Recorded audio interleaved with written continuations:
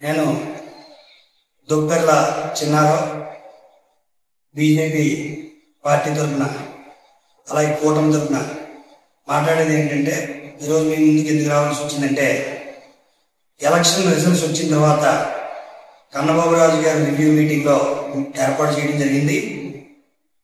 అక్కడ మాట్లాడిన దానికి స్పందనగా ఈరోజు నేను మీడియా ముఖంగా స్పందించడానికి వచ్చాను. ఆ రోజు ఏం చెప్పారంటే, నేను మళ్ళీ పోటీ చేయను, కార్యకర్తలకు వెనక నుంచి బ్యాక్ సపోర్ట్గా ఉంటాను, సూచనలు సలహాలు ఇస్తానని చెప్పడం జరిగింది.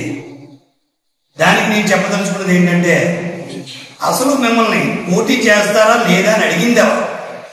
అసలు మిమ్మల్ని కోరింది ఎవరు? మిమ్మల్ని ప్రజలు ప్రతిపక్ష పాత్రలో పెట్టారు, ప్రతిపక్ష పాత్ర పోషించాలి, అంతే తప్ప కానీ పోటీ చేయని అస్త్ర సన్యాసం చేసేసి సైడ్ అయిపోవడానికి రూట్లు వెతుక్కోవడానికి కాదు. మీరు చేసిన అక్రమాలు కానీ, అలాగే ప్రతి ఒక్కరిని పెట్టే టార్చర్ కానీ, విధానాన్ని కానీ మీరు మళ్ళీ ప్రజల్లోకి వస్తే ఆ ప్రజలు మీ కార్యకర్తలు మీరు ఏం చేశారో అడుగుతారని భయంతో ఇప్పుడే సైడ్ అయిపోవడానికి మీరు రూట్ ఎత్తుకుంటున్నారు. దాన్ని మేము గ్యారెంటీగా ఖండిస్తాం. మిమ్మల్ని ప్రజల్లోకి వచ్చేటట్టు మీ పాత్ర కూడా పోషించేటట్టు మేము చేస్తాం 100%.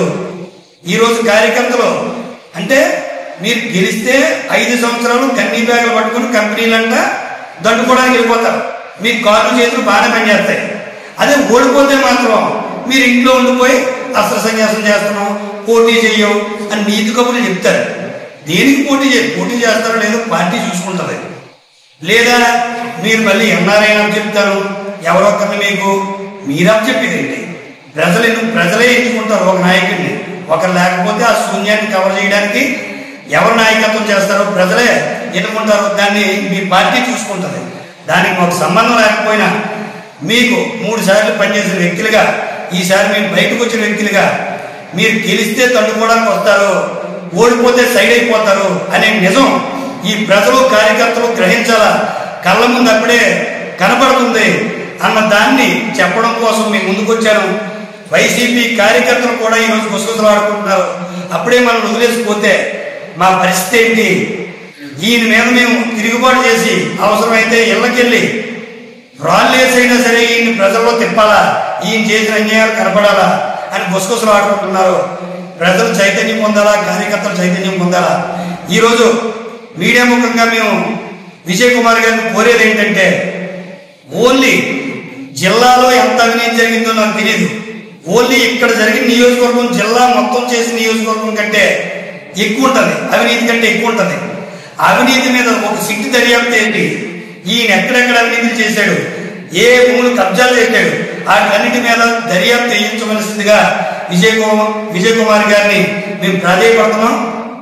అలాగే విజయ్ కుమార్ లాంటి వ్యక్తిని ఇప్పుడు ప్రతిపక్ష పాత్ర పోషించడం అంటే, విజయ్ కుమార్ గారు 2011లోనే రాజకీయానికి వచ్చి ఆ రోజు సర్పంచ్కి డబ్బులు ఇచ్చి భూస్థాపితం అయిపోయి తెలుగుదేశం పార్టీని డబ్బులిచ్చి గెలిపించి ఒక స్టేజ్కి తెస్తే చాలా మంది ఆయన మీద కుట్రలు పని సీట్లు రాకుండా చేసిన ఆయన ఆ పార్టీకి పనిచేసి గెలిపించి మళ్ళీ తర్వాత కూడా సీట్ రాకపోతే జనసేన పార్టీలోకి వెళ్ళి పోటీ చేసి అపోజిషన్ పాత్ర ఆయన పోషించారు. 12 సంవత్సరాలుగా ఆయన సొంత డబ్బులు ఖర్చు పెట్టుకుని, ఎక్కడా దోచుకున్న డబ్బులు కాకుండా వాళ్ళు సంపాదించుకున్న డబ్బులు ఖర్చు పెట్టుకుని ప్రజలకు ఖర్చు పెట్టారు. ఈ రోజు ప్రజలు దాన్ని అర్థం చేసుకుని ఆయన గెలుపునందించారు. మీరు ఏ రోజైనా సొంత డబ్బులు ఖర్చు పెట్టారా? అందరి దగ్గర దోచుకున్న డబ్బులు కూడా ఖర్చు పెట్టకుండా ఈ రోజు మళ్ళీ ఖర్చు పెట్టబడుతుందేమన్న ఉద్దేశంతో నేను పని చేయను, నేను పోటీ చేయను అని సన్నాయి నొప్పులు నొక్కుతున్నారు.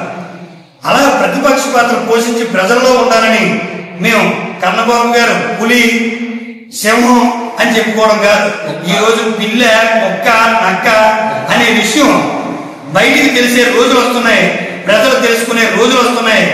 ఈ రోజు వైసీపీ కార్యకర్తలే గ్రహించాలా, వాళ్ళే తిరుగుబాటు చేయాలా. ఎలాంటి అవినీతి చేసిన వ్యక్తుల్ని, భూ కబ్జాలు చేసిన వ్యక్తుల్ని, కార్యకర్తలని నాశనం చేసిన వ్యక్తుల్ని మీలోంచే కొంతమంది తిరుగుబాటు చేసి పరిధిలోకి తీసుకొస్తానని సహోదరులకు తెలియజేయడం జరుగుతుంది. అలాగే దర్యాప్తు చేసి వీళ్ళు చేసిన అన్యాయం ఎవరెవరికి చేశారో వాళ్ళందరూ ల్యాండ్స్ కానీ వాళ్ళందరూ జాబులు కానీ తిరిగి ఇప్పించే పరిస్థితిని విజయ్ కుమార్ గారు చేసి మంచి పేరు తెచ్చుకుంటారని ఆశిస్తున్నాం. దాని మీద దమ్ముంటే నేను తప్పు చేయనివ్వని అంటాడు కాబట్టి మీరే సిక్కు దర్యాప్తు చేయండి, దాన్ని ఎదుర్కొంటానని ఛాలెంజ్ చేయాలి కన్నబాబు గారు దమ్ముంటే. లేదు ఛాలెంజ్ చేయలేదంటే మీరు పోలీసు అనేది అంతా ఉంటుంది, మీరు నక్క లేకపోతే ఏదో పిల్లితో సమానమని మేము గ్రహిస్తాం. దానికి ఈ ఛాలెంజ్ కానీ స్వీకరించకపోతే అని సభాముఖంగా తెలియజేస్తున్నాను. సెలవు తీసుకుంటాం.